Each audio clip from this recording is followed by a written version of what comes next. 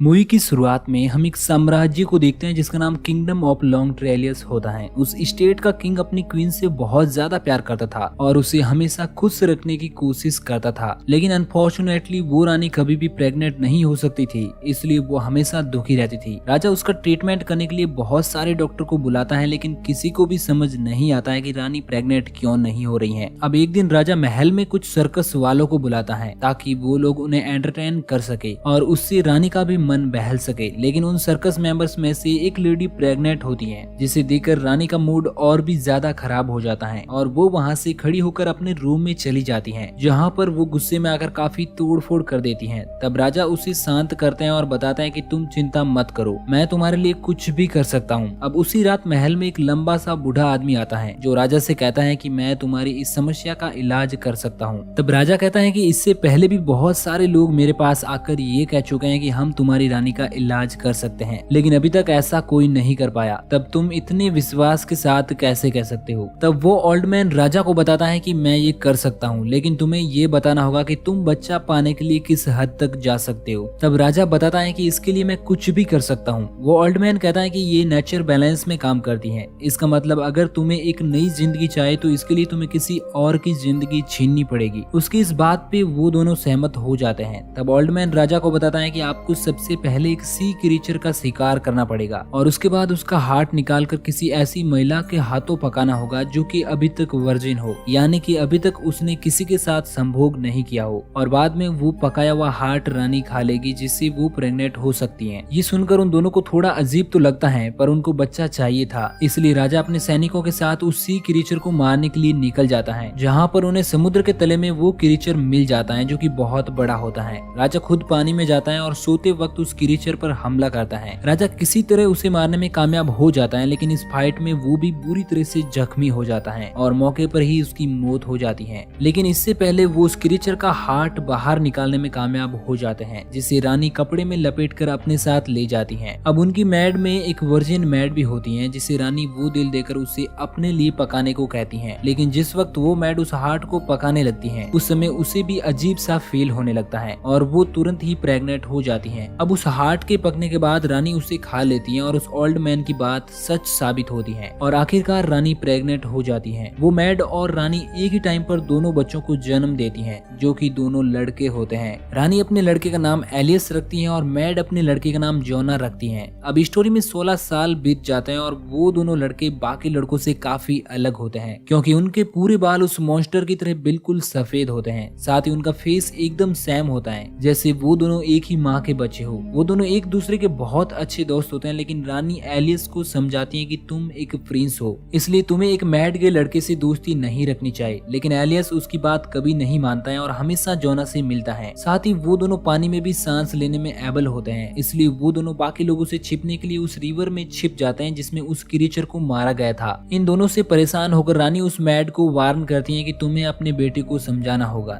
नहीं तो मैं तुम्हें अपने बेटे के साथ इस राज्य से निकाल दूंगी। लेकिन इस चीज से भी उनका मिलना बंद नहीं होता है और एक दिन तो जोना एलिस के कपड़े पहनकर रानी के सामने चला जाता है, जिससे रानी उसे पहचान ही नहीं पाती। लेकिन जब रानी को ये बात पता चलती है तो वो गुस्सा होकर जोना को राज्य से बाहर निकालने का फैसला करती है। जोना वहाँ से जाने लगता है, लेकिन एलियस उसे रुकने के लिए कहता है। तब जोना वहाँ पर एक पेड़ की जड़ को काटता है जिसमें से पानी निकलने लगता है। तब वो एलियस को बताता है कि जब तक इस पेड़ से साफ पानी निकलता रहेगा तुम समझ जाना कि मैं एकदम ठीक और जिंदा हूँ, लेकिन जिस दिन इस जगह से लाल पानी निकले उस दिन समझ जाना कि मेरी जान खतरे में है और मैं बहुत जल्द मरने वाला हूँ। इसके बाद जोना वहाँ से निकल जाता है। अब कहीं महीने बीत जाते हैं और एलियस रोजाना उस पेड़ के पास पानी को देखने के लिए आता है, और जब एक दिन वो पानी लाल हो जाता है तो वो समझ जाता है कि उसके दोस्त की जान खतरे में है, इसलिए वो रानी को बिना बताए ही वहाँ से जोना को ढूंढने के लिए निकल जाता है। कुछ देर ढूंढने के बाद उसे जोना का घर मिल जाता है, जहाँ पर उसे पता चलता है कि जोना ने एक लड़की से शादी कर ली है। जब एलिस वहाँ पर जाता है तो वहाँ के लोग उसे जोना समझकर गले लगाने लगते हैं। जब एलिस उन्हें अपने बारे में बताता है तो बाकी लोग परेशान हो जाते हैं, क्योंकि जोना 5 दिन पहले जंगल में गया था और वो अभी तक नहीं लौटा था, इसलिए अब एलियस उसे ढूंढने के लिए जंगल की ओर निकल जाता है। पीछे जब रानी को एलिस के बारे में पता चलता है तो वो उसको लेकर बहुत ज्यादा परेशान हो जाती है और उसे ढूंढने के लिए पूरे राज्य में अपने सैनिकों द्वारा तलाश करवाती है। लेकिन जब उन्हें एलियस नहीं मिलता है तो वो उसी ओल्ड मैन के पास जाती है, जो उसे बताता है कि अगर तुम्हें अपने बेटे को फिर से पाना है तो जान के बदले जान लेनी होगी। दूसरी ओर जोना पर एक मॉन्स्टर अटैक कर देता है जो उसे मारने की कोशिश करता है। जोना की चीख सुनकर एलिस वहाँ पर आ जाता है और वो उस मॉन्स्टर को मार देता है, लेकिन बाद में उसे पता चलता है कि वो मॉन्स्टर उसकी माँ थी और ट्रम्प के अकॉर्डिंग जान के बदले जान से जोना और एलियस जिंदा बच जाते हैं। अब एलियस किंगडम ऑफ लॉन्ग ट्रेलियस का नया बादशाह बन जाता है और ये कहानी यहीं पर एंड हो जाती है। अब मूवी एक दूसरी स्टोरी की ओर जाती है जहाँ पर हमारी मुलाकात एक राजा से होती है जो कि एक बहुत बड़ा पियक्कड़ और अयासी करने वाला इंसान होता है। हर वक्त उसके पास 4-5 यंग लड़कियां रहती हैं जिनके साथ वो रंगरेलिया खेलता है, लेकिन अभी तक उसकी कोई रानी नहीं होती है क्योंकि उसे अभी तक ऐसी कोई लड़की नहीं मिली थी जो कि उसे दिल से पसंद हो। वहीं राजा के महल के पास एक गाँव में 2 ओल्ड लेडीज रहती है जिनका नाम डोरा और इमा होता है। वो दोनों बिल्कुल अकेली रहती थी क्योंकि उन्होंने कभी शादी नहीं की थी, लेकिन उन दोनों की आवाज बहुत ही प्यारी होती है, यानी बुढ़ापे में भी उनकी आवाज किसी यंग लड़की जैसी होती है। अब एक दिन जब डोरा गाना गाते हुए काम कर रही होती है तो वो राजा उसकी आवाज को सुन लेता है। वो उसकी आवाज से बहुत ज्यादा इंप्रेस होता है और उसे देखने की कोशिश करता है, लेकिन तब तक वो वहाँ से चली जाती है, जिससे राजा के मन में इस चीज के लिए और भी ज्यादा क्यूरियोसिटी बढ़ जाती है और वो सोचने लगता है कि ये कोई खूबसूरत यंग लड़की है जो मुझसे शर्मा कर यहाँ से चली गई है। उन दोनों में डोरा थोड़ी चालाक और लालची होती है जबकि इमा थोड़ी साधारण स्वभाव की लेडी होती है। अब अगले दिन वो दोनों देखते हैं कि राजा उनके दरवाजे के बाहर खड़ा है जो उनसे मिलने के लिए आया है। ये देखकर डोरा अपनी चालाकी दिखाते हुए सोचती है कि शायद अब उनकी किस्मत बदलने वाली है, इसलिए वो दरवाजा ना खोलते हुए राजा को बताते हैं कि आप 1 वीक बाद आना, मैं आपको अपनी बॉडी का एक खास पार्ट दिखाऊंगी। ये सुनकर राजा समझ जाता है कि उसे अपनी लाइफ का सही जीवन साथी मिल गया है। इधर उन दोनों की उम्र बहुत ज्यादा होने की वजह से पूरी बॉडी की स्किन ढीली पड़ जाती है, इसलिए डोरा सोचते हैं कि वो अपनी उंगलियों को एक जवान लड़की की तरह बनाकर राजा को दिखाएगी, जिससे राजा उसे एक जवान लड़की समझेंगे। इसलिए वो कुछ पटिया बांधकर उन्हें सुंदर बनाने की कोशिश करती हैं, लेकिन 1 हफ्ता गुजर जाता है और अभी तक उसकी अंगुलियां बूढ़ी ही रहती हैं। लेकिन इमा अपनी एक अंगुली हमेशा अपने मुंह में रखती थी, जिससे डोरा देखती है कि उसकी अंगुली एक जवान लड़की की तरह खूबसूरत दिखने लगी है। अब जब राजा फिर से उनके दरवाजे पर आता है तो डोरा किसी तरह इमा की अंगुली उसे बता देती है, जिसे देखकर राजा बहुत ज्यादा एक्साइटेड होता है। लेकिन डोरा को पता होता है कि अगर राजा को पता चल गया कि मैं एक ओल्ड लेडी हूँ तो वो मुझे सूली पर चढ़ा देगा, इसलिए वो राजा को बताती है कि मैं आपको आज मिडनाइट में मिलूंगी। इसके लिए एक शर्त है कि आपके रूम में पूरी तरह से अंधेरा होना चाहिए। अब उस रात को इमा डोरा की स्किन को एक ग्लू से चिपका देती है ताकि राजा को उसकी ढीली स्किन का पता ना चले। अब रात को राजा का एक सैनिक उसे लेने के लिए आता है और शर्त के मुताबिक रूम की सारी कैंडल बंद कर दी जाती है। सुबह उठने पर राजा को कुछ गड़बड़ तो लगती है और जब वो रोशनी में डोरा को देखता है तो चौंक जाता है और उसे पता चलता है कि उसने अपनी रात एक ओल्ड लेडी के साथ बिताई है। इसलिए वो बहुत ज्यादा गुस्सा होता है और डोरा को उठाकर विंडो से नीचे फेंक देता है, लेकिन किस्मत से डोरा किसी तरह सही सलामत बच जाती है। उसी वक्त उसके पास एक विच आती है जो कि डोरा को छूकर एक जवान सुंदर लड़की में बदल देती है। नेक्स्ट डे जब राजा जंगल में शिकार करने के लिए आता है तो वो वहाँ पर डोरा को देखकर अट्रैक्ट हो जाता है और उसे अपने साथ महल में ले जाकर उसे अपनी रानी बनाने का डिसाइड करता है। डोरा खुद नहीं समझ पाती है कि वो एकदम से जवान कैसे हुई, लेकिन अब उसे अपनी बहन इमा की याद आने लगती है, इसलिए वो अपनी शादी का इनविटेशन उसे भी देती है। हालांकि अभी तक इमा को पता नहीं होता है कि डोरा अब जवान हो चुकी है। अब शादी के दिन इमा वहाँ पर आती है तो वो दोनों एक दूसरे से मिलकर बहुत ज्यादा खुश होती हैं। तब इमा डोरा को बताते हैं कि मुझे भी तुम्हारी तरह सुंदर बनना है और उससे पूछते हैं कि तुम सुंदर कैसे बनी। तब डोरा उसे मजाक में बता देती है कि मैंने अपनी ओल्ड स्किन को उतार दिया था, लेकिन इमा इसे सीरियस ले लेती है और अगले दिन ही वो एक लोहार के पास जाकर उसे कुछ जेवरात देकर अपनी स्किन उतार देने के लिए कहती है।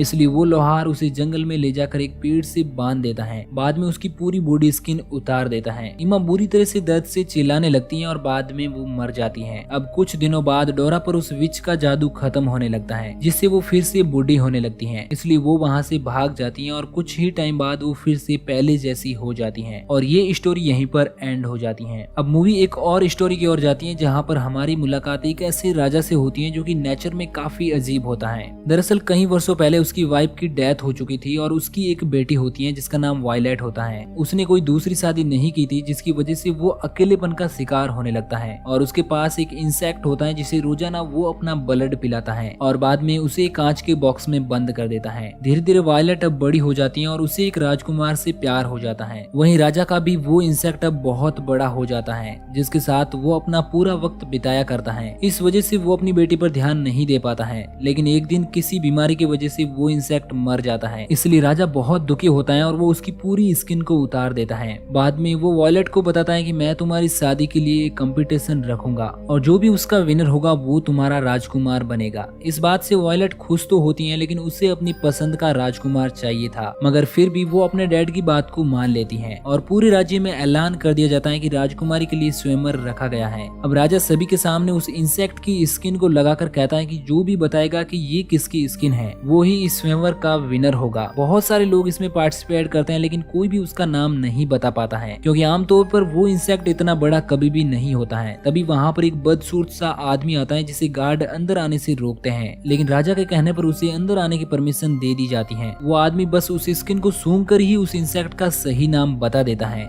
जिसे सुनकर राजा और वायलेट दोनों चौंक जाते हैं। अब वायलेट वहाँ से भागते हुए महल के ऊपर जाती है और सुसाइड करने की कोशिश करती है। राजा उसे रोकता है और कहता है कि मैं अपनी जुबान से नहीं मुकर सकता, इसलिए तुम्हें इस आदमी के साथ जाना होगा। अब वो आदमी वायलेट को लेकर चला जाता है और एक पहाड़ पर लेकर जाता है। कुछ दिन तक वायलेट रोती रहती है और एक दिन जब वो आदमी बाहर हंटिंग के लिए जाता है तो मौका पाकर वायलेट वहाँ से ऊपर जाती है, तो वो देखते हैं कि उसके सामने की पहाड़ी पर एक और लेडी है। वायलेट उसे बताती है कि मैं एक राजकुमारी हूँ और मुझे यहाँ पर एक आदमी ने कैद कर रखा है। तब उस लेडी का बेटा एक रस्सी से वायलेट को पहाड़ी के दूसरी ओर ले जाने लगता है, लेकिन तब तक वो आदमी वहाँ पर आ जाता है और वो भी रस्सी से लटक कर उनकी ओर जाने लगता है। वो लोग रस्सी तो काट देते हैं, लेकिन तब तक वो आदमी वहाँ पर आ जाता है जो उन सभी पर हमला करके मार देता है। लेकिन तभी वायलेट उसे हग करती है, जिससे उसका गुस्सा शांत हो जाता है और वो वायलेट को अपनी पीठ पर बैठने के लिए कहता है। तब वो चालाकी से उसका गला काटकर उसे मार देती है और बाद में उसका कटा हुआ सर लेकर वापस राजा के पास जाती है। लेकिन तब तक राजा बहुत बीमार हो जाता है और बाद में उसकी मौत हो जाती है। इस तरह वायलेट राज्य की नई महारानी बन जाती है और ये स्टोरी यहीं पर एंड हो जाती है। इसी के साथ ये मूवी यहीं पर एंड हो जाती है। तो दोस्तों, अगर आपको ये वीडियो पसंद आया हो तो वीडियो को लाइक और चैनल को सब्सक्राइब जरूर करना। बाकी मैं मिलूंगा आपसे किसी नई दिन नई कहानी के साथ, तब तक के लिए थैंक यू।